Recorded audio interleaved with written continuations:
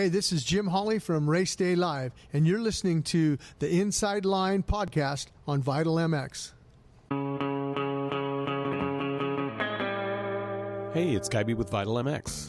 We're back with another old schooler, and I've got to admit, I have a fondness for storytellers and riders who can tell tales from back in the day. Jimmy definitely falls into that category, and he's definitely not afraid to let it fly. Nearly every weekend during the Supercross season, you can catch him on Race Day Live, getting the inside scoop from the current day heroes. So settle back and listen in. Before we dive in, we've got to thank some brands that help support the show. The Inside Line is presented by Thor. Since 1968, Thor MX has been supporting some of the world's most elite racers, including the 2018 250 Pro Motocross champion, Aaron Plessinger. Head to ThorMX.com to see the racewear that Aaron and the rest of the Star Racing Yamaha team trust day in and day out. We also have to thank Chaparral Motorsports, who have been helping riders outfit their dirt bikes with parts, accessories, and tires for more than 30 years. Today, Chapmoto offers professional advice, online and in-store, helping you find the best riding gear and equipment for all your power sports vehicles. Visit chapmoto.com today. That's CHAPmoto.com. We also have to thank Maxxis Tires, who are proud to introduce the all-new MaxCross MX ST, a premier motocross tire tested and developed by the King, Jeremy McGrath. Available now at your local dealer. All right, Jimmy, let's fire this thing up. Let's do it. Hey, it's unusual for you to be at Daytona. Yeah, I'm happy. You know, it's been a long time since I've been here. Last time I was here is when I was racing, and I think I won a heat race, finished up fourth in the main. I was happy, but a lot has changed in Daytona for the better, obviously. But with the Feld normally, they produce 16 rounds of the Supercross, and the 10th round, which is Daytona, is Daytona always does it, and so we really never did a broadcast here in all my years of broadcasting. So this year we're on the NBC Gold Pass, and you have to buy it because the show before was free. So with that being said, NBC says, hey, we have to do a Daytona this year. I'm saying, yeah, cool. So I got my ticket. Well, NBC got my ticket I don't know, I think it was a week before I came down here. So I wasn't sure if we were still coming or what was going on, but I'm glad to be here. Talk about Race Day Live a little bit. It seems like a cool way for you to stay involved in things. Yeah, I mean, I'm blessed to be able to work with Daniel Blair and Feld, and provide good information. We have the RMFantasySX.com with the Rocky Mountain ATVMC. They sponsor that, and that's a good way for people to, get an insight on how qualifying's going. If you pick a rider and he crashes and he's not going to ride, then you can, go back and change your picks before the night program. I've done that before, so. But it's just a good way of people to kind of get a vibe on what's going on, and get a feel for the races and, get them excited. I've been pulling for this a long time. I think that, they have it in F1 for qualifying, and a lot of people like to watch that. So why not Supercross? I think it's a good opportunity for the people to, get a chance to see the free practice and the 2 qualifying sessions and see how things are developing. It's funny playing that RM fantasy stuff. That seems like the hardest game in the world this year. It is, and Daniel and I have a rivalry against Chase and Kristen, and we gained as a team, because we're a team, we gained 62 points on them. I mean, they were up like 120 points on us. But the thing that's the hardest for me, and I've only gotten it one time this year in 9 rounds, I picked Justin Brayton to finish 9th a couple weeks ago, and he finished 9th. And the wild card, that changes each and every week, and that pays 26 points, just like it pays 26 for the winner. So I'm trying to get the winners and that. But, I mean, some people that play, they nail all 5 and the wild card. I mean, it's amazing how but they look at a lot of stats and things like that. But it's an awesome, and a lot of, I mean, if you win, I mean, you get a KTM 450 race prepped. You get a 250 race prep for second. So there's a lot of good prizes on. I don't think I'm eligible for it, though. Yeah. Well, it's funny because I feel like I know what's going on, and I'm still floundering this year. So, yeah. Hey, how did you get started racing?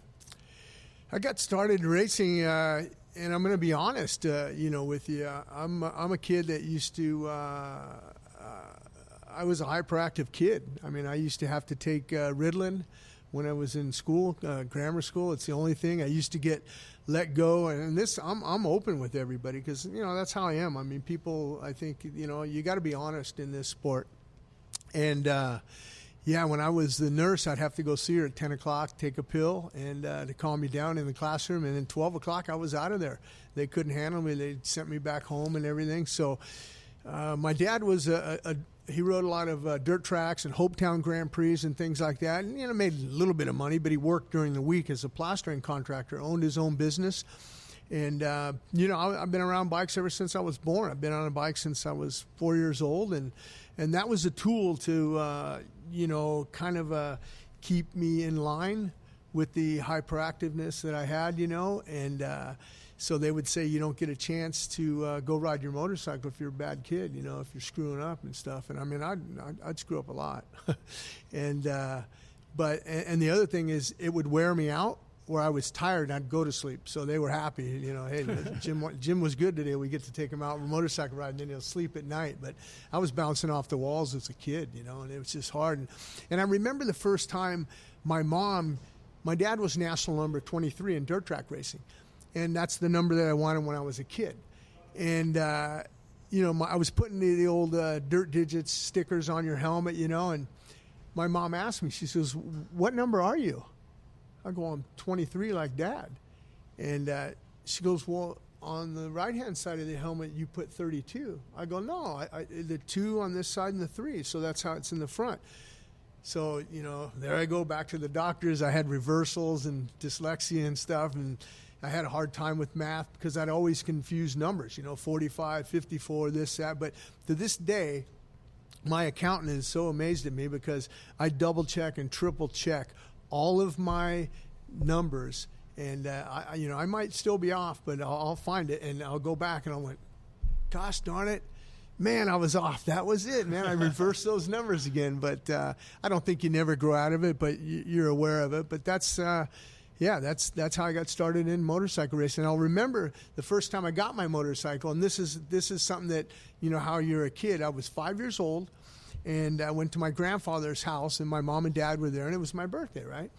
So they had a big backyard and everything, and my grandfather and my dad said, go out there and get the gas can. I need to put gas in the mower. And I was the type of kid just saying, why? It's dark. I'm not going to mow the yard now.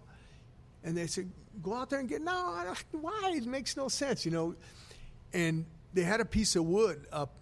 So if I went and got the gas can when I turned around, that was the gas to put in the motorcycle. But I almost didn't go out there and get the gas can to put it in the lawnmower to put it in the motorcycle, you know. Mm-hmm. So they finally said, get your ass out there and go get the can. Okay, Dad. And I went out there, but that was my first bike, and that's how I got it at 5, you know. So been a long time. What was the first bike? It was a homemade mini bike. My grandfather and my dad built it. That's why I say the motor, it looked like a lawnmower motor. Yeah. They put into the, you know, they welded up the chassis and everything. No suspension or anything, just a foot pedal brake that had a piece of steel that would go on the tire to drags stop. On the tire. Yeah, exactly. Right. So it was one of those, but it was fun. My first real bike was the Mini Enduro 60 and rotary valve 60. That was my first real bike with suspension and stuff, but it was cool. Well, you're from that generation where first bike usually was a mini bike. Yeah, and I think that, I mean, nowadays, geez, look what you get now for a first bike. Mm-hmm. So if Dad's a flat tracker, how did you end up racing motocross? Well, that's an interesting story, and I was actually telling somebody that today. Wayne Rainey and I, we kind of raced together growing up, and we raced it in Southgate at Trojan Speedway.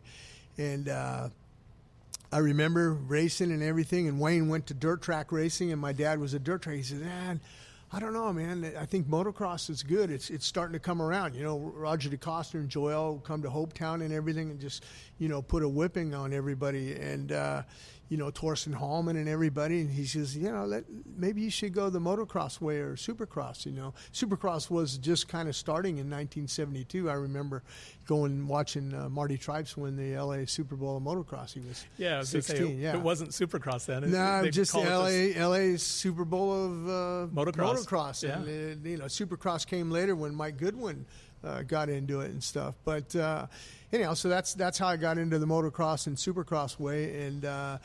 And I mean, I played sports. I mean, I played baseball and football and everything. And like I said, my son's a professional golfer, and my other one's a baseball guy. Went to college, and he turned down his pro deals to, pursue his masters, and which is good for him. But I was a good stick and ball guy. But I did not like losing when I performed well, and my teammates would drop a fly ball and we lost the game out in the outfield because he wasn't focused. And I just like the individuality of, me and the motorcycle. That was it. If I lost the race, it was because of me. As you got older and you got into the professional ranks, yeah, you could lose a race because of a mechanic made a mistake or whatever. But bottom line, when that starting gate drops, it's you and the bike. It's you making the decision when to be aggressive, when not to be, when to pass, if you're tired and you get passed by somebody, of how to fix that problem for next week. And I really like that about, motorcycling. So that's kind of why I chose that, because my dad said at one point, he said, hey, you got to pick.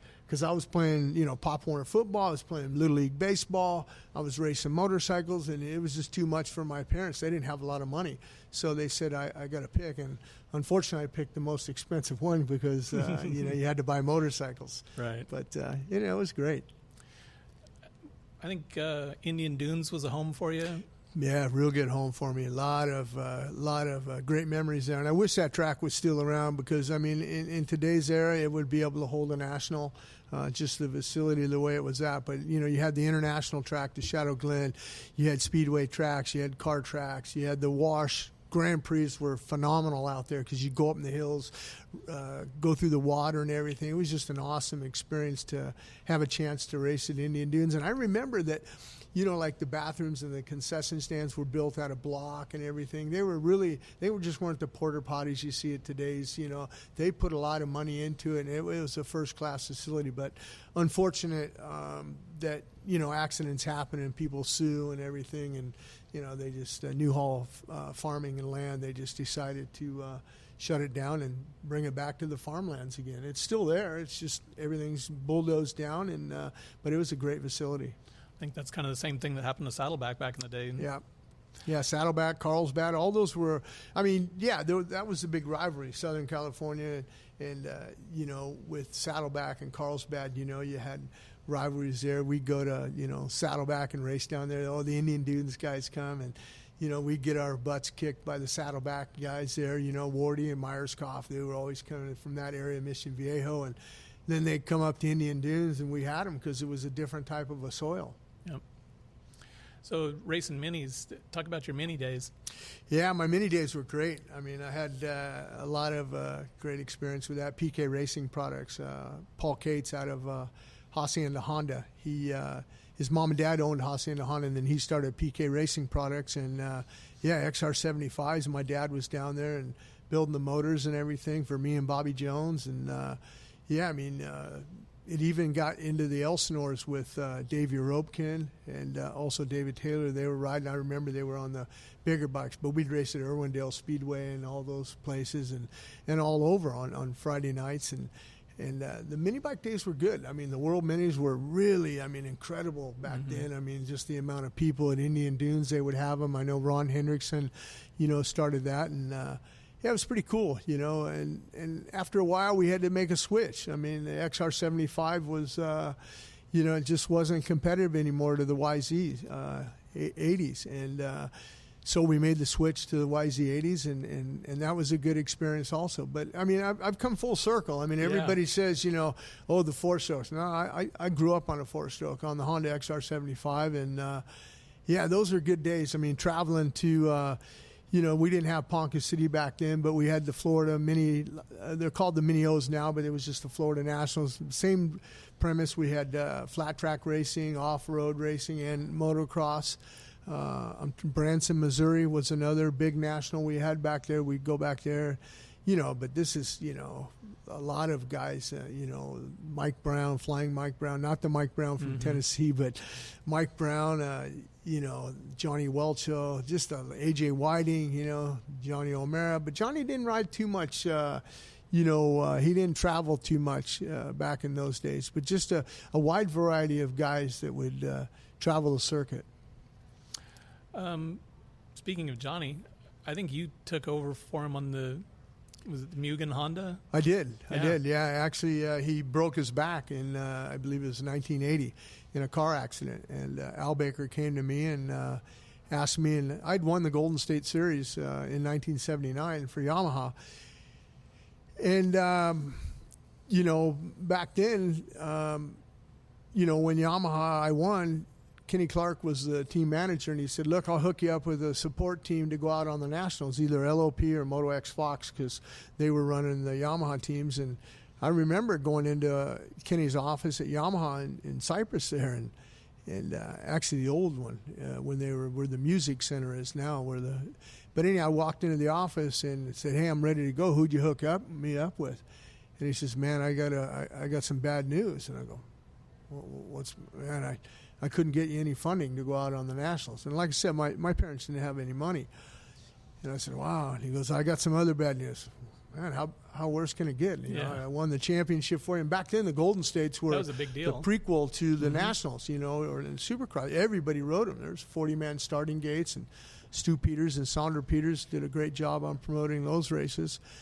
And he says, the bikes that I gave you, I need them all back. I'm thinking, what? So I was left with nothing, and the Nationals were coming up. And I'll never forget Mark Porter from engineering and Tad O'Connell from engineering. They backdoored me a YZ 125 to go out on the Nationals. And I rode Saddleback, and I think I rode Hangtown. Did pretty good. I think it was 10th or 11th or something like that, in rookie season. And then Johnny got hurt, and Al Baker came to me. He imported the Mugen from the Mugen was designed, that was the son of Hero Honda that had the Mugen. And he says, look, I got an opportunity for you. I think the next round is Southwick. You can ride the white bike, because they had two bikes. The white bike was a full-blown works bike, and then they had a production bike that had the Honda Mugen kit on it, which was top-end, basically, pipe, blah, blah, blah. So he says, you go back there and you run up in the top 10, we'll keep you going until Johnny comes back. And Johnny will get the white bike, and you can get the red bike.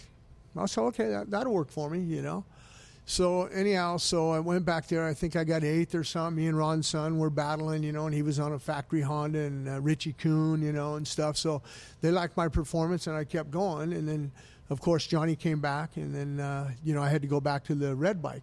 But I remember that white bike. I rode it at the Shadow Glen for the first time prior to going back to that national.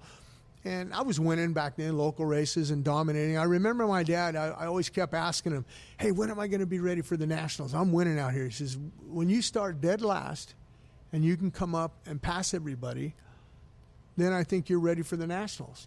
Back then they were 40 minutes or 45 minutes plus 2 laps.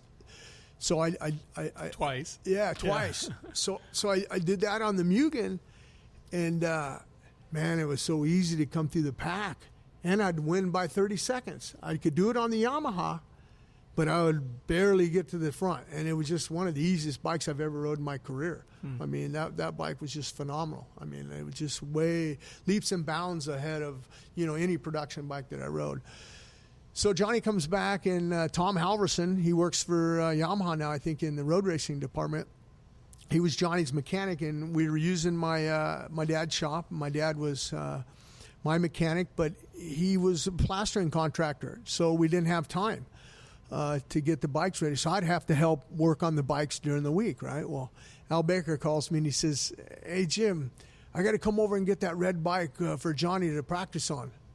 I go, well, that's my race bike. Yeah. I'm getting it ready to race. There's no way I'm going to give it to you and go Johnny hammer it or whatever, practice. And then, and I go, Johnny's got his white, because Al didn't have the budget to run. He should have had a practice bikes for everybody. But I understand, what he was doing.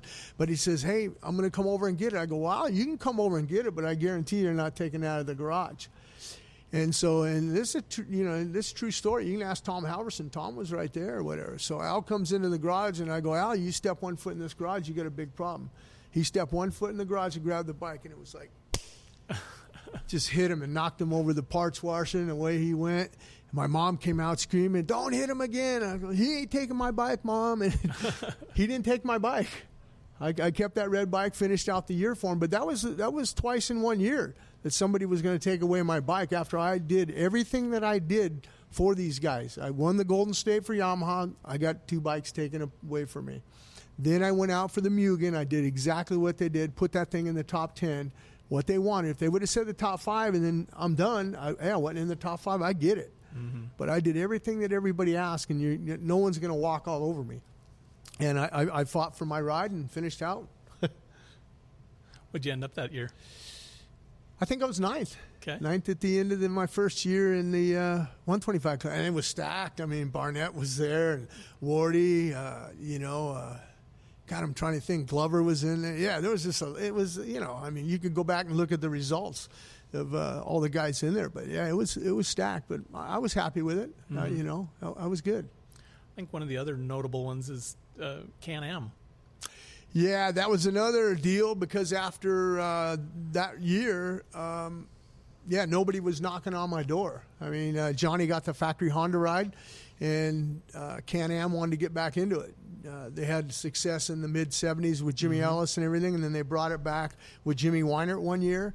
And then it kind of went dormant, and they said, look, we want to bring it back, and we want to hire you. And there was a Honda dealer, and they sold Can-Ams, Colby Honda, and Andy Colby owned it. And he called me, and he says, look, they want to bring it back. You want to ride for us? And it was a good salary.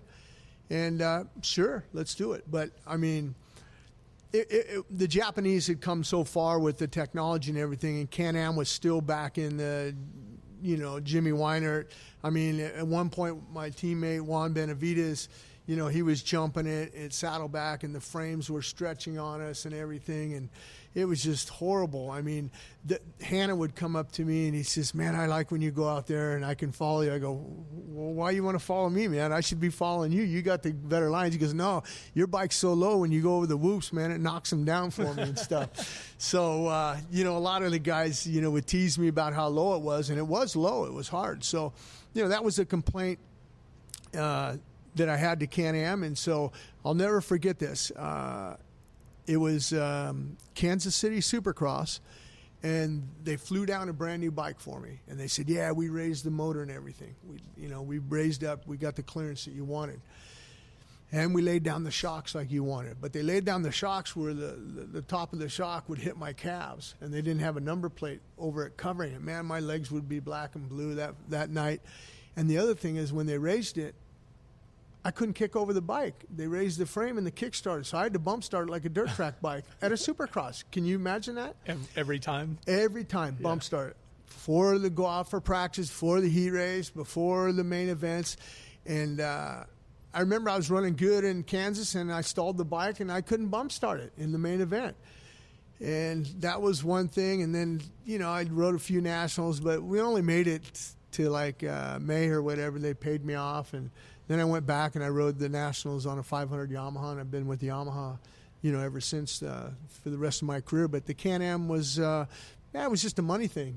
My dad didn't have money, and we didn't have money to buy bikes, and I think Yamaha might have been mad at me that I took the Mugen deal, but they didn't understand that I had to take the Mugen deal. You guys took my bikes away, and I was left, with nothing. So, and they were paying my expenses and stuff. No salary, but CanAm was my first real salary, which was good. Mm-hmm. Yeah, you finally made it back in the good graces of Yamaha. Yeah, got back in with Yamaha and stuff, and did a lot of testing and development for them and things like that. And then, I killed it on the YZ Bucks program. It's funny.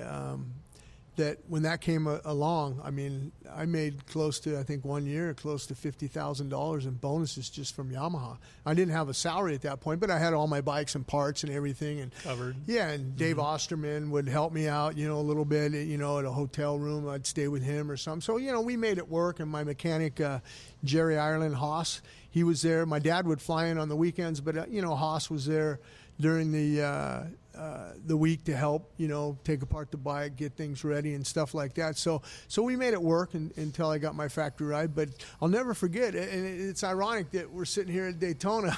It was Daytona here that I finished 4th, and Glover ended up 3rd, and he was complaining that I made more money than him at Daytona because, with the bonuses that I had from Yamaha. I go, are you kidding me, Brock? I said, you're on a salary. You make way more than I do. Yeah, but you made, this today. I go, yeah, I did today, but I'll be more than happy to trade you any day. Your salary for my bonuses, At the end of the year. Yeah, right? at the end of the year. But it was good. And then I got the factory ride, and that was good, But the only bad thing about the factory ride, and Steve Mathis, he always ribs me because I had a great year. And Yamaha let me go. And like I told Steve, I've been on his show before, Pulp MX. I just said, look, I was paid to win races. I didn't win races. I was the top Yamaha guy and everything. I finished 5th or so in the 250 Supercross series and everything, but I didn't win races. And I went back down to bonuses and a little bit of salary, not much, but I wasn't a full factory guy. But, and the reality is, and a lot of people don't know this, is when you're a privateer, even though you don't have that salary, you can go to Europe and you can make a lot of money because you don't have the factories telling you that you can't go do that race. More freedom. More freedom. And so for me, when I was a factory guy, all that stuff went away. I couldn't get my outside money because I was a factory guy. They owned me. They told me where to go.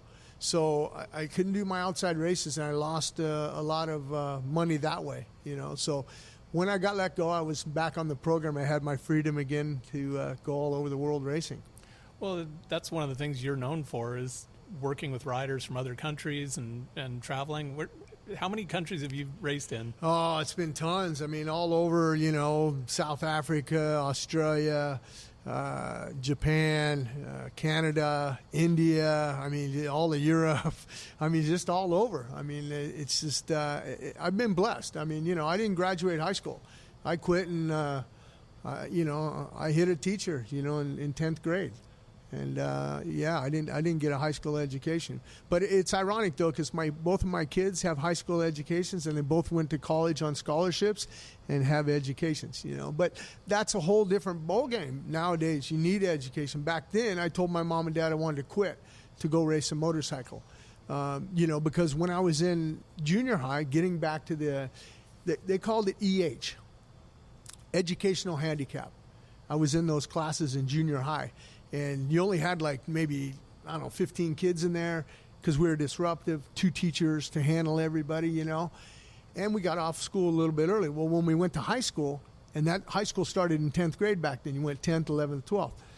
I went to high school, and I told my mom and dad, I go, man, I really don't want to go to those classes. I'm going to high school. I don't want to get teased. I was one of those, people would tease you. Oh, you got to go to that. How come you're not in my class, Well, I got to go to these guys. Oh, you're educational handicap, and stuff. So, anyway, So I went there, and I'll never forget the guy's name, and that was when I signed the CanAm deal. Mr. Upatier, I'll never forget, a math teacher. I had my numbers crossed, and I couldn't, God, it took me a long time to get handled on that. But anyhow, he came in front of the whole class, and there's 35, 40 students in one class. And it was the type of a class where it was like, Fast Times at Ridgemont High, the stoners and everything. I'll never forget one time the guy lit a paper airplane that he made on fire, and it stuck up into the hole of the roof and caught the room on fire and stuff. That's the kind of, so you put a kid like that in a class like that, I'm fired up, Anyhow, the teacher says, Jim, you stupid, you shouldn't be in this class. And I'm thinking to the guy, oh, man, I'm just thinking, I have my head down. I'm just going, God, come on, buddy. Man, lay off, dude. And I looked, I go, let's talk about this. He says, no, Jim, you shouldn't be in this class. You're EH handicap. You don't belong in this class. Well, guess what happened? Got up, again, hit a teacher, suspended. That's the end of my school days. I said, I'm done with it, But, I mean, for a kid that didn't graduate high school to travel around the world and get my education, instead of reading it out of a book, I've experienced it, And that's what enabled me to have a good connection with the Japanese. When I was racing, if I had a weekend off, I would go do motocross schools over there. And I built up a good name in Japan, and that's how I got all the riders, that want to come over. And to this day, I mean, I still have riders from Japan, Indonesia. I remember Yamaha sent me guys from Colombia and stuff. So I enjoy, helping and teaching the younger generation Well, I remember Juice Lansu. Yeah, Juice from Estonia. Yeah, that was, I got a call from Mart, and he asked if I would be more than happy to work with Juice. I said, yeah, bring him over. But, one of those things with Juice is he was a great outdoor guy, but, the team he was riding for, the motorsport.com, Akira Narita was on that team. And that, by the way, Akira is one of my students. I started with him when he was 14 years old, and he's 12-time Japanese champion. He's a good guy, but they want to ride Supercross, and I just really wasn't on board with that because, he's from Europe, and he's never ridden a Supercross track. Not his gig. And he broke his wrist real bad, and, he just never recovered from that. But I'll never forget the first national we went to at Hangtown with Juice. He finished up 5th overall. And afterwards, his hands were so blistered and everything, and I had him in shape, ready to go.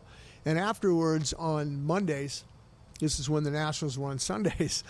On Monday, we'd have a meeting in the morning to talk about, what we're going to do for the next round, blah, blah, blah. And he told me that, he'd been putting on lotion on his hands. And I said, oh, no, you don't want to put lotion on your hands. You made the them too keep soft. them dry. Well, and that's the thing. His hands were dry, and they were rough, and calluses, push-ups in the sand and everything. They were tough. I said, Juice, whatever you do, you need to tell me whatever you put inside your body or on your body, because that's what ruined us. But I mean, he was a 5th place guy. But with that being said, James Stewart had problems that day. Ernesto Fonseca had problems that day, and I tell it like it is. I said, yeah, Juice, I'm happy for 5th and whatever, but that 5th could have been an easy 7th or 8th overall. We still have work to do. But you got to remember those guys had problems. This is going to be a long series, But probably one of my best students that I ever had was Takeshi Koikeda. I think in '99 he finished up 5th in the outdoor nationals in the 250 class, which is the 450 now. And I'll never forget taking him riding and getting him in shape. And I told Willie Simons, he was a good friend of mine and a former rider and everything. And I told Willie, I said, hey, we could still haul the mail for about 15, 20 minutes. But I told Takeshi, we're doing a 45-minute moto. You're going to have on a sweatshirt because I needed him to sweat and used to putting the fluid back into his body. Recovery. Yeah, recovery. And I told, okay, and you're going to catch us. We're going to take off, and I want you to catch us, Takeshi. And then after I told Takeshi, then I put Willie over to the side. I go, hey, whatever you do, Willie, I said, when he passes us, I want us to cut the course, and I want to jump back in front of him in the good lines. I want this guy to work inside, outside lines. I want him to get around. If he passes us again, I want us to get in front of him again. I want to be throwing all kinds of roost in his face, everything. So we did that. Boy, he was so upset when he came in after. He goes, Jim-san, why you cut the cord? You're cheating. I go, no. I go, hey, there's a method to my madness.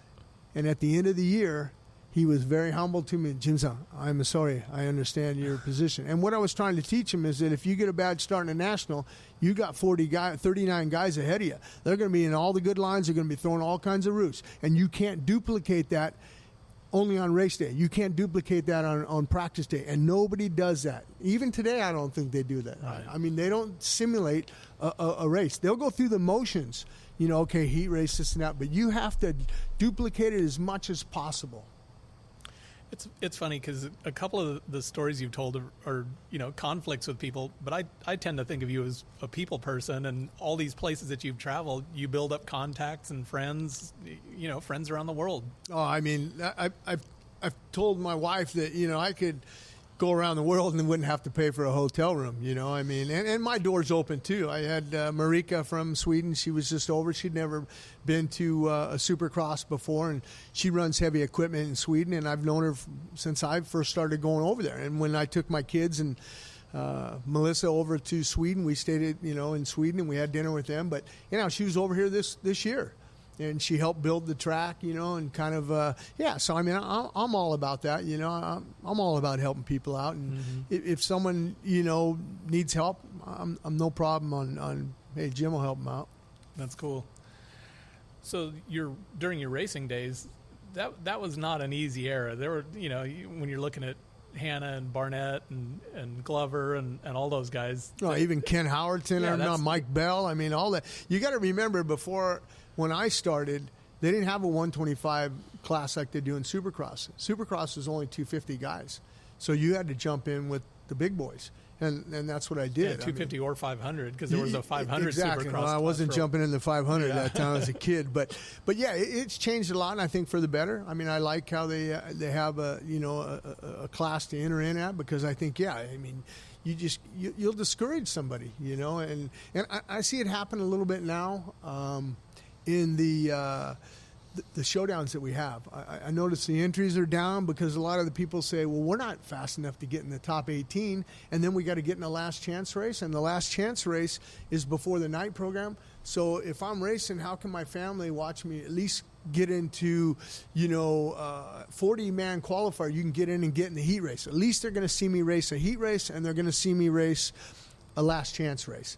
But on those the Triple Crowns, they can't do it, and they just say, "Look, we're not ready." And you only see A and B. You don't see A, B, and C, and it's dropped off a little bit. So yeah, I think there were 22 West guys, if I remember right, last week, and probably 20 spots on the gate. So. Right. That's the travel from the West Coast to the East Coast. But I'm talking more about those Triple Crowns. Mm-hmm. Those Triple Crowns, I really noticed the 250 class. The entries are down just because of that fact that, and the 450s, because hey, we're not going to be one of the 18 fastest, and then we're not going to be, because these guys are not making the main events. They're making the night program. They're the guys that are from 28th to 40 fastest. So they're making the night program. So that's great. Grandma and Grandpa can come watch me, aunt and uncles. But in that other way, nobody can watch them race. But but with that being said, I still like the Triple Crowns. Don't get me wrong. I like them. So for the guys that aren't 18 fastest, you better turn it up and get in there. Yeah, I like it that it's all racing, no fluff. Right. Yep. No, I do like the format. I wouldn't like to see any more.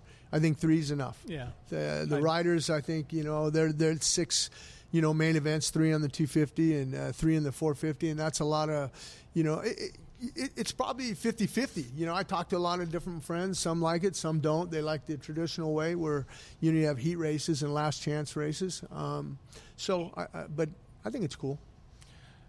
Talk about your race career. What are some highlights for you in there? Well, the highlight of mine was probably 85. That was one of my better years. I won the World Supercross Championship the first year they had it. I mean, they called this the Monster Ninja AMA and FIM World Championships now, but back then it was in Europe, and it was a separate event. I remember going up against John Vanderberg, and he rode for Yamaha and Dutch rider and everything, and we were battling, and the final round was at the LA Coliseum. I mean, a lot of people don't know when you're going for a championship on how nervous you are, but man, I was so nervous, even though I was trying to play it off like I was cool, but man, I looped it out in the heat race or something in a turn. I looped the bike out, had to go through the semi to get it in the main event. And there again, that was another funky deal that Mike Goodwin had, where the European, if you won your heat, you had to start on the back gate, and you had Rick Johnson and all the guys. There was some sandbagging going on. Yeah, it was just night. it was hokey, man. It was just hokey. And but anyhow, I ended up, I think, 5th that night, and wrapped up the championship, which was good. I think John finished behind me like 7th or 8th, but. No, that was a great year. I mean, just traveling around. I mean, it's awesome experience to get a chance to win that and win it on my soil. I mean, I have the check from the FIM. It was a big payday for me, and one of the FIM gold medal things. Yeah, that was awesome. I mean, I have no regrets on my racing career. I think it's been good. A lot of that was still box van days, wasn't it? Oh yeah. So, we had our own private box vans and stuff. Yeah. Yeah. So I'm sure there was no shenanigans going on back then. Oh, there was a lot of them. I can remember one time. And Haas. This is before I had a box man. When I was still a Yamaha guy getting support in there. It might have been '84 or whatever. I can't remember, but it was an Orlando Supercross. And my Aunt Click, she's passed away now, but I had a home base in just outside Loretta Lynn's, Tennessee Ridge, to get used to the humidity and the heat and everything for the outdoors and stuff. But she would make fried chicken, and she'd make homemade chocolate pie and everything, and she'd send us on the road, me and Haas. Well, Haas is like 300 pounds. He's a big old boy.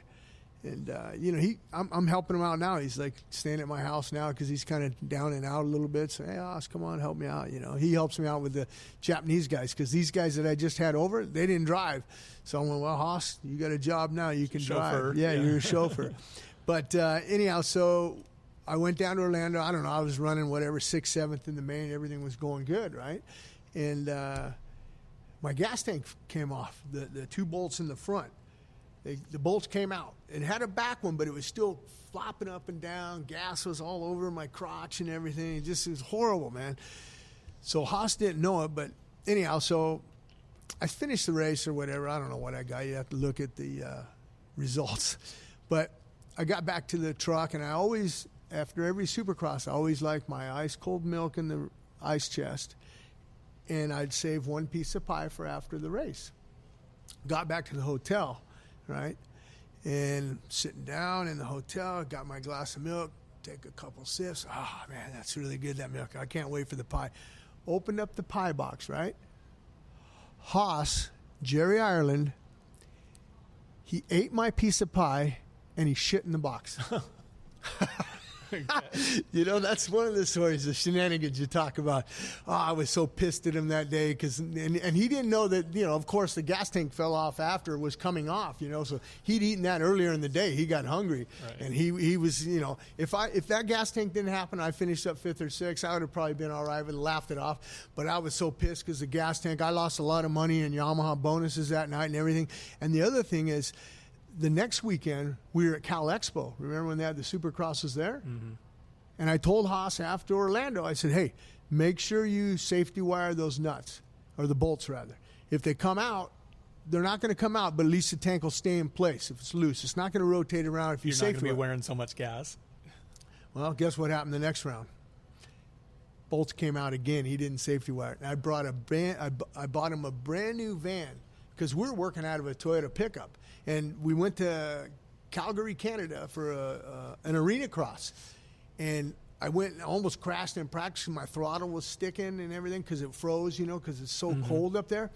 On the way home after Seattle Supercross, because I'd go to Canada and then I'd ride the Seattle Super, stopped off in Roseburg, Oregon at my good buddy's house, Robert Hansen. I said, hey, Hoss, you keep it going to L.A. I'll see you there. How are you going to get home? Don't worry about me. Just get it home. Get the bikes ready. We got to go.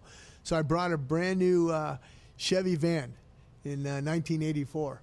And I didn't get cruise control because I didn't want Haas to crash it because I was flying back and forth.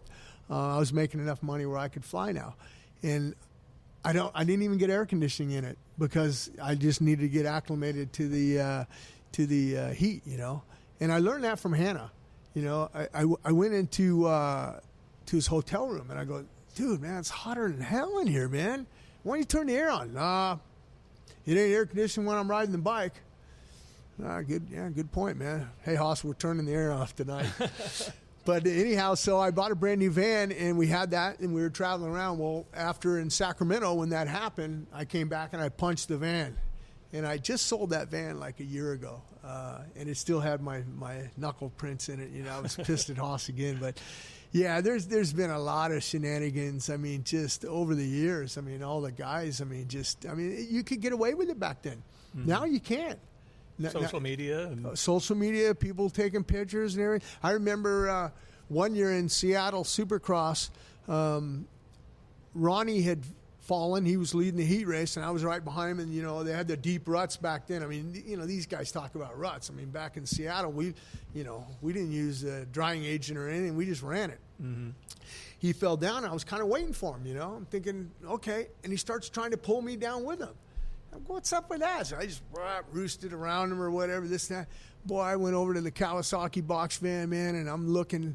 Roy Turner was the team manager. I go, where the hell's Ronnie at? Oh, he don't want to come out and talk. He better get his ass out here, man, because I'm pissed off, man. It's just, yeah, but nowadays you can't get away with too much in there. As a matter of fact, I talked to Damon Bradshaw, was on Race Day Live last week, and talked to him, and he said, yeah, the only thing I remember one time at Hollister, Golden State, you got in a fist fight with a guy in the pits. And I said, yeah, you remember that, huh? Yeah, I remember that too, because I had to, that day after, I had a black eye, and I had to go do my Yamaha photo shoot, and they had to put makeup and everything to hide my black eye. I had a black eye, but yeah, you can't do that stuff anymore. I mean, ONeal Hombre Anderson, he tries to get away with it sometimes in the tunnel, Vince Freeze and stuff. But yeah, you got to watch your P's and Q's now. It's just there's an eye in the sky everywhere you go. Eyes everywhere. Yeah, eyes everywhere. Hey, how did you get the Hollywood nickname? Larry Hoffman.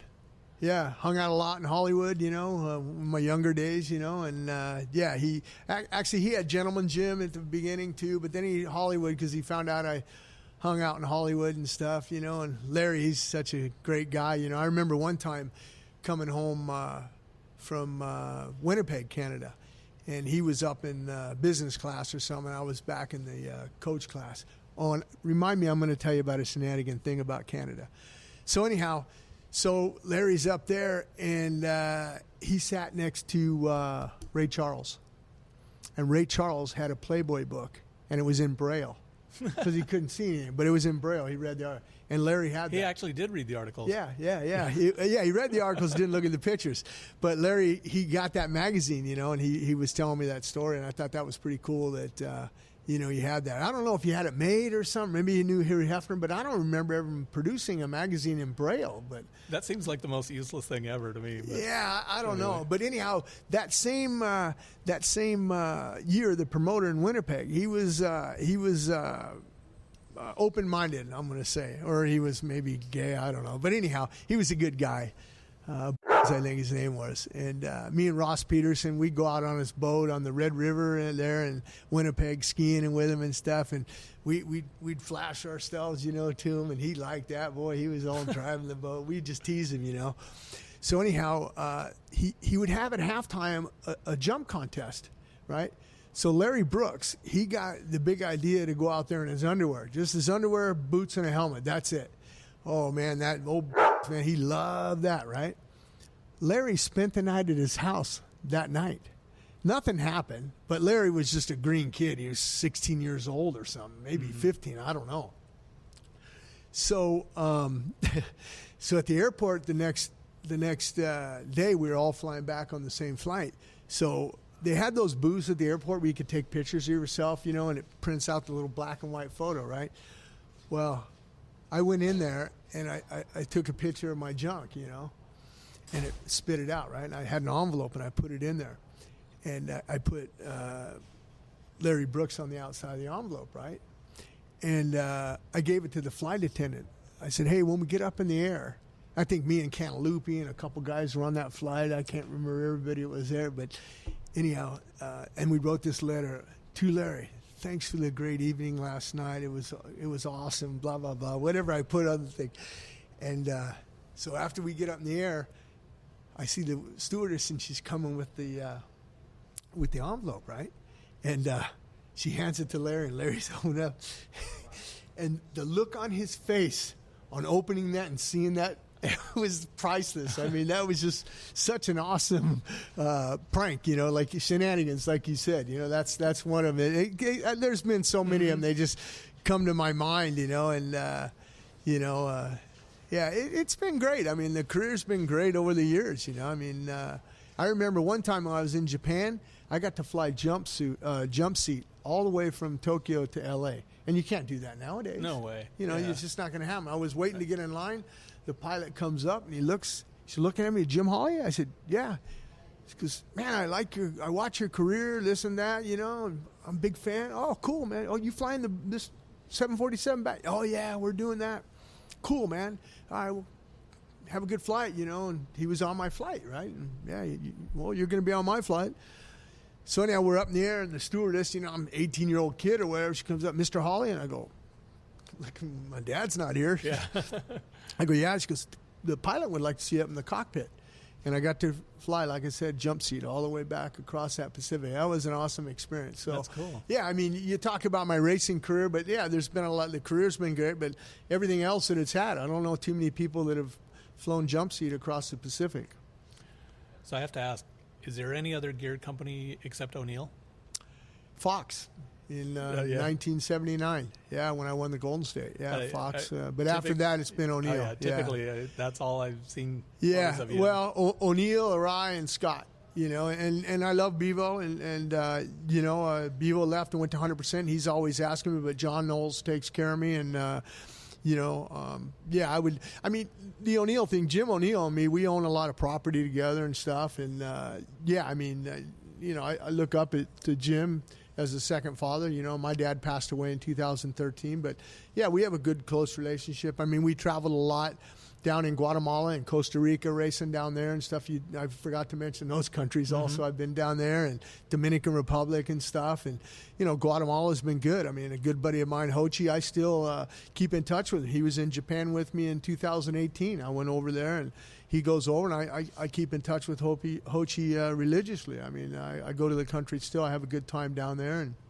Mexico also, the Baja 500, I won that when I was, Jim's always asking me, hey, you need to come down to Baja, but I hear all the stories, and Danny Hamill and stuff. I go, man, I don't know. It's really, there's not that much money, this and that, but went down for ONeal and rode on one of his 40 teams, won that. And then a couple years ago, Bobby Hansen, Robert, he asked me, he says, hey, I'm putting together a 30 team, and I want Kenjiro Tuji to ride on it. But I need you to come down here and, kind of help him, in this section. His section was, I'm trying to remember the name of the city over there. It's on the other side from Ensenada. I'll think of it here in a minute. But anyhow, went down there, and it was like 200 miles of whoops and everything. And I'm just going, wow. We went to dinner that night, and I go, how'd you do? I go, yeah, I did good. But I go, Bobby, man, this is too much for Tuji.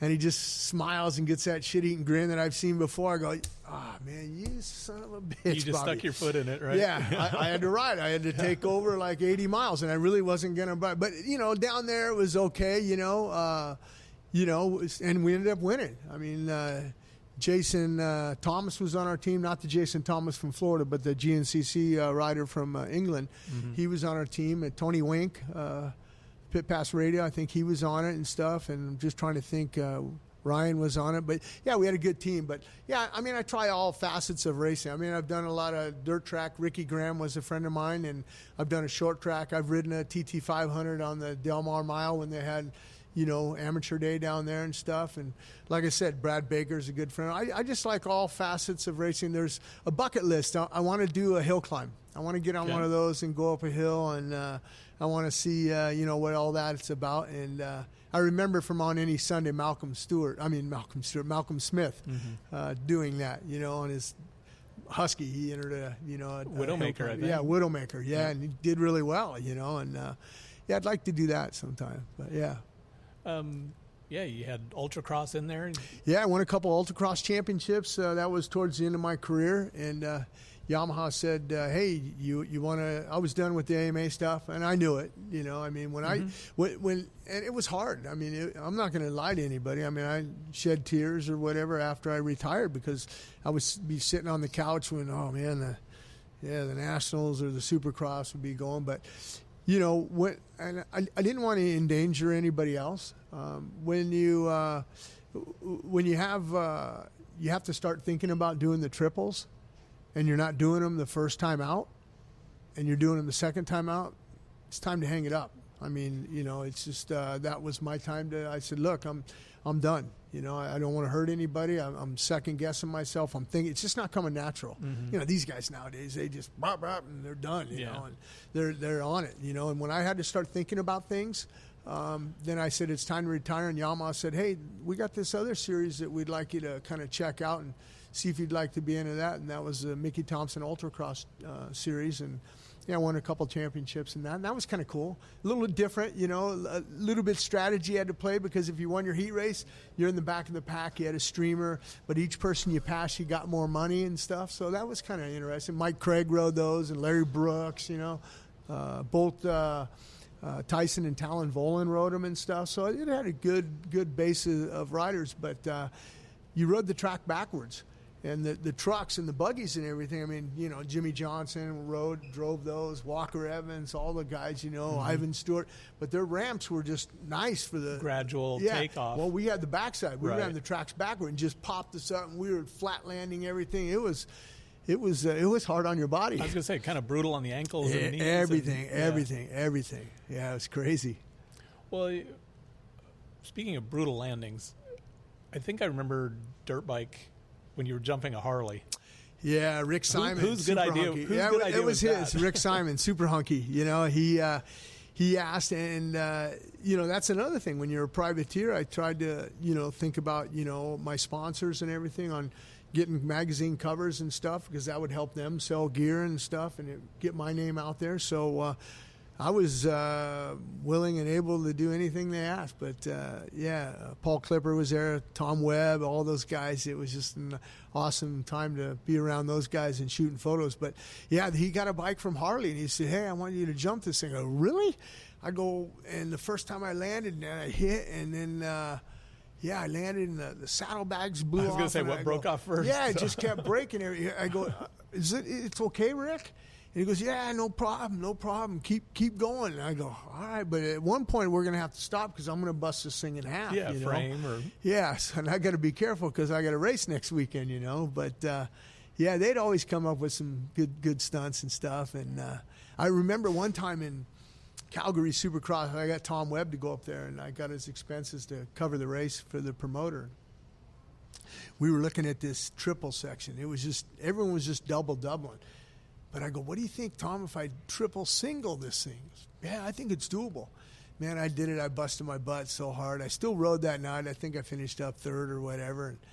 And Tom will never forget it to this day because he's the one that kind of told me I could do it. And it was just funny. I go, "Oh, man, you know, what's going on, you know, with this? You're telling me to do this thing."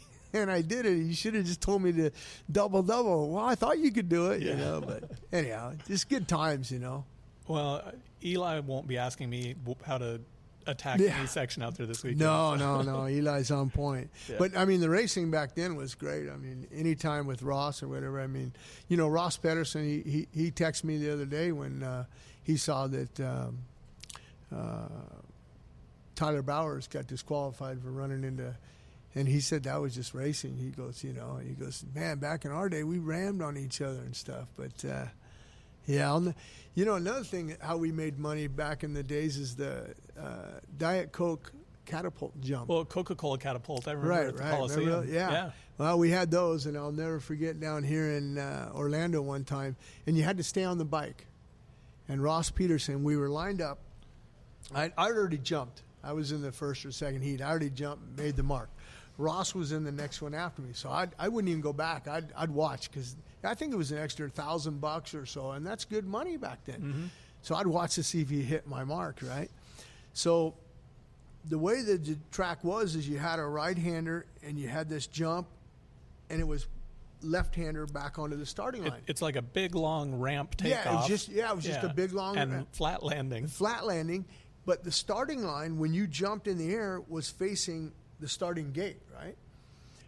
Well, Scooter Stafford, I'll never forget, he was in the starting line with all the other guys. Ross come over on the last lap, and he hadn't beat me up to that. He kind of pulled the trigger on the last lap, right? He pulls the trigger, and he jumps, and he just whiskey throttles after off the motorcycle. He crashed, so he didn't get it. He hit so hard on Scooter Stafford, ripped his radiators off of his bike. Lucky nobody got hurt. Scooter couldn't even race the race because he had to go to the next semi or whatever. And Ross, and I think after that year, I think they discontinued the Coca-Cola Catapult. Maybe it's not such a good idea. Yeah, it's getting or put it in a different place. I remember one year it was in Foxborough Stadium, the old one. Last lap, me, Glover, and Ricky Johnson, we were all in the same heat. We were battling. We were all 1, 2, 3. But prior to us going out, we said, "Hey, man, if we're 1, 2, 3, let's all hit it on the last one. Let's see who wins."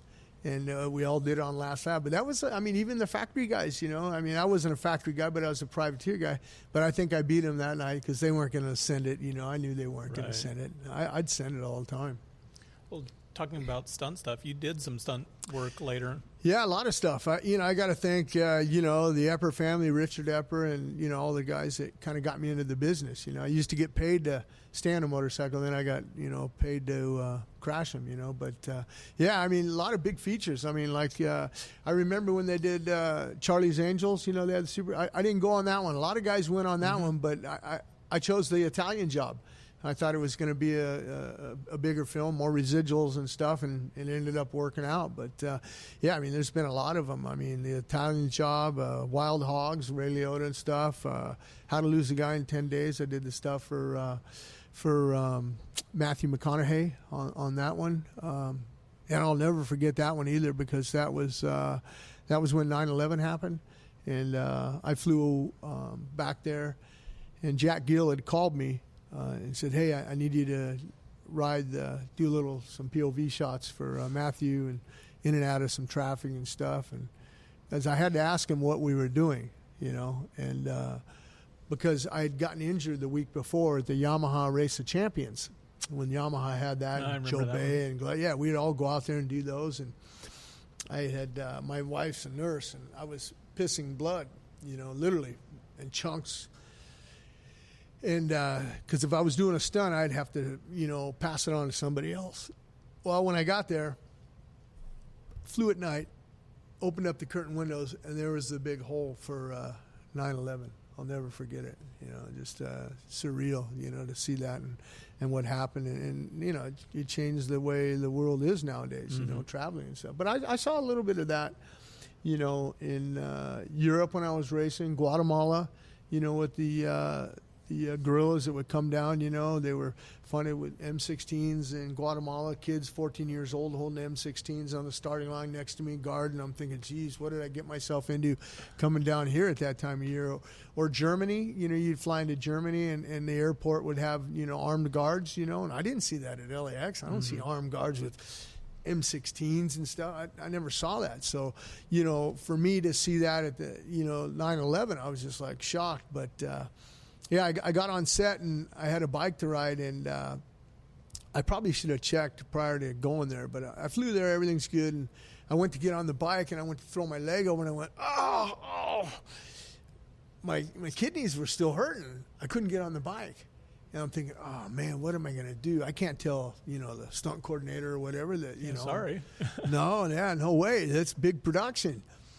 So I looked for the PA. I saw a PA and I go, psst, psst. Excuse me, hey, come here. Hey, man, I need your help. You got to lean this bike down a little bit at an angle and pick my leg up. Got to help me pick it back up. I sat on that bike for 12 hours that day. I didn't get off. Because you didn't want to get off. I couldn't get off. And at the end of the day, hey, we're breaking for lunch. You need something? Nah, I'm good, man. Okay, I'm just going to hang here. I'm good. Bring me a sandwich. No, I didn't even eat. I didn't want no one to. I just said, no, I'm not feeling that good. I'm not hungry or whatever. And then at the end of the day, I'm looking for that PA again. Psst, psst, hey, there you go. Hey, buddy, come here. Around the side, so no one would see that I was hurt. But, yeah, you did what you had to do. But, yeah, another one, I got David Castillo, Mickey Diamond, Jimmy Roberts, Ricky Miller. We were up in Vancouver, Canada, and it was Dudley Do-Right. Sarah Jessica Parker and Brandon Fraser was on that and stuff. So, and David's still doing a lot of. He's a really good height and to double a lot of the actors and stuff. So he works a lot in the film industry, which is good. And the same with Ricky Miller and all the guys. But yeah, the film industry was good to me too. Yep. You still doing much riding or not? A little bit here and there. Yeah, I haven't been doing as much as I'd like to. Last time I raced, though, was the Supercross Futures in Glendale last year. And but yeah, just pretty busy with traveling and stuff. It's just I really would. I told Tuji, there's a ride day at LACR. A friend of mine, Bruce Stewart and Sal and all the guys have it. So I'm going to go out there the Monday after Seattle. So I'll ride then. But, yeah, I mean, for me, riding is my mind is okay, as far as, like, I got a good control of my mind because, I mean, yeah, I want to do that triple, but, hey, Jim, you don't need to do it. You got to be here. There's more important things to do for pick and choose your battles. Yeah, exactly. Right. But, every once in a while I'll hit one or whatever, and I'm good. But the thing about it for me is, and I've tried it both ways, is that it's not the next day. If I ride on a Monday, it's Tuesday, I'm not bad. But it's that Wednesday, Thursday, man, I can barely move. I'm really sore. So with that being said, I started training a little bit more. I mean, I'm in shape anyhow. I'm a diabetic, so I got to ride a bicycle all the time, and I'm in pretty good shape for my age and stuff. I'll be 58 next month, And so I started riding a little bit more. and working through the pain. But it still didn't help. You know, I thought, well, I haven't ridden. Maybe I got to get into riding shape. And I rode more, but I still had the pain. So, yeah, I enjoy riding. I enjoy going out and trail riding out in the desert like now with all the rain we've had in Southern California. I really enjoy going out there and doing that. Mm-hmm. And it sounds like you took care of your money when you were racing. Oh, absolutely. And I have to, you know, give that up to my father. Like I said, he was a plastering contractor, and man, I was a 14-year-old kid. He put me on a sand pile that, you know, was almost 2 stories high, a sand pile, and he would be plastering apartment buildings, and, you know, a sack of cement weighs 94 pounds. Each sack of cement gets 25 shovels of sand, and, you know, we'd shoot on the wall, you know, 200 sacks of cement.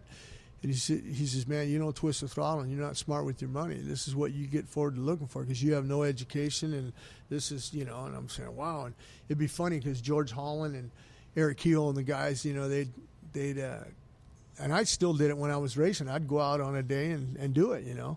You must have been on the sand pile today because I'd ram into them, move them out of the way. Yeah, that's money, man. I got to. But yeah, my dad, you know, he didn't have a lot of money, but he said that, you know, I have an opportunity to make some money and you got to be smart with it. And I bought homes. I didn't buy fancy cars or boats or anything. I mean, I did buy some boats and some jet skis, and I had a couple toys. Well, and I had a 928 Porsche, but I got rid of all that stuff. I mean, you know, it was, you know, and I listened to what he said because when I had a jet ski or, you know, a boat, I was racing. And my friends would ask me, hey, can I borrow your boat? Yeah, sure, go ahead. I'm paying the gas. I'm paying the insurance on it. I'm paying the store, right? And then when I got a chance a weekend off to go use it, you know, they would suck up sand in the rotor for a jet ski, and I'd go to get on it. It wouldn't go. I go, what's that? I just said, you know what? I'm not keeping these things around. I just got rid of them. And the Porsche, I didn't buy brand new. I bought it, you know, older. And a lot of people ask me, like, why'd you get a 928? I got the big V8 automatic, man. I don't want to be shifting. I shift a motorcycle for a living. Mm-hmm. I don't want a Porsche to be shifting, you know, and all that in the small. But yeah, they're just not practical, you know, and I'm still that way. You know, my kids, they all have new vehicles and stuff. I still drive my old 2 Chevy Silverado. I got plenty of money in the bank. I could buy, you know, 10 of them if I wanted to, but that's not what it is. But, you know, the interesting thing is when my dad passed away, you know, he didn't have anything in place. He didn't have his plot. He didn't have nothing, and he didn't have a will, and I had to interview him, you know, and he was at Northridge Hospital where Melissa works at.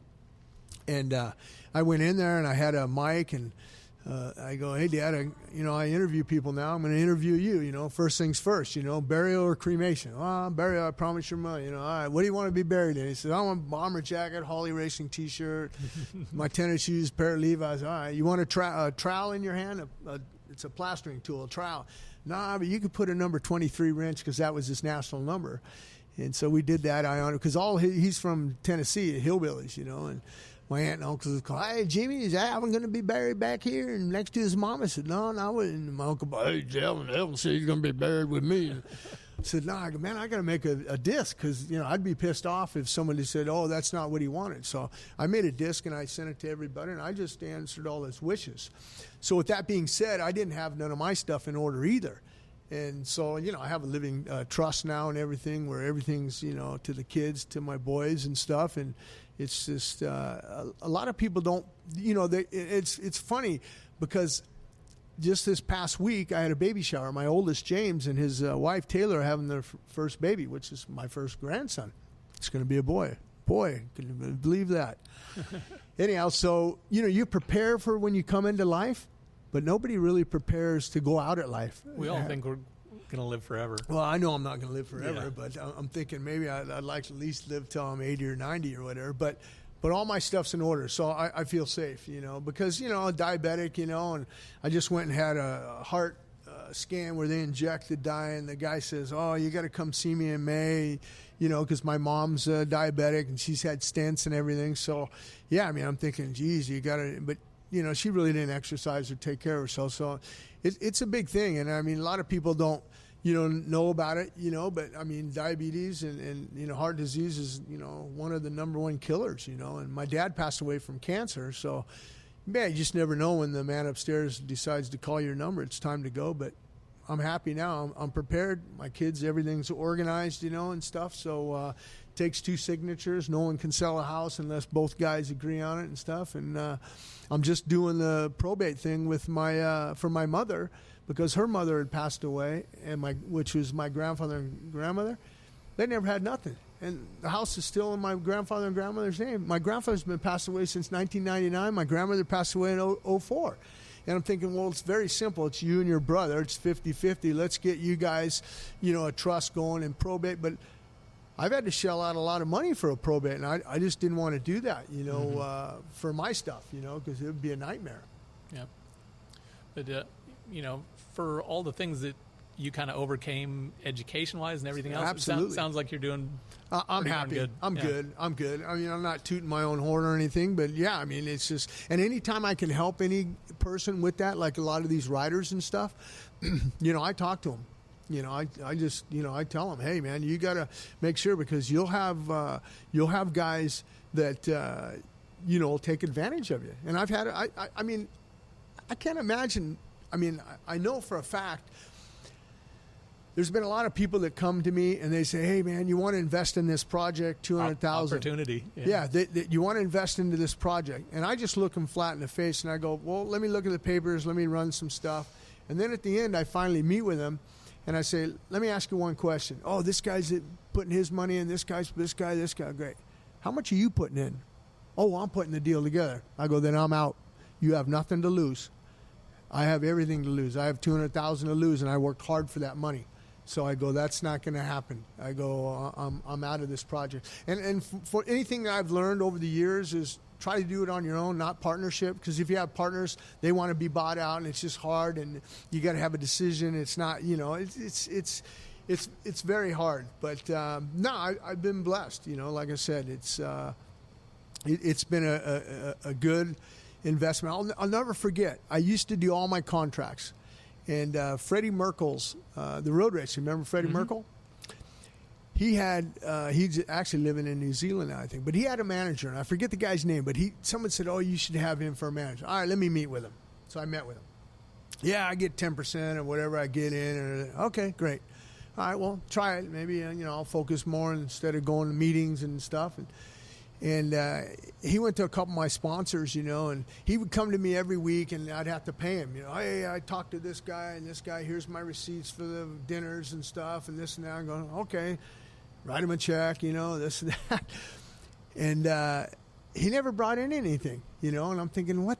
And then he pissed off the other people, that sponsored me for a long time. PJ1, Scott, ONeal, everybody, he's going in saying, oh, Jim needs $50,000. Well, I was only getting 25, say. I don't know what, I'm just making numbers up, but he would double whatever I'm thinking. I'm going, so I talked to him. Gary, I think his name was Gary. I called him out. Gary, what, you're pissing off everybody. And why are you going to the sponsors that I have in place already that I have been in bed with for so many years? That's a given. We just sign up. Hey, come on in, Jim. We'll do the same thing last year. Yeah, absolutely. Gentleman's deal, right? Exactly. Yeah. Let's do it. We'll do it, But he was just, and so I fired him.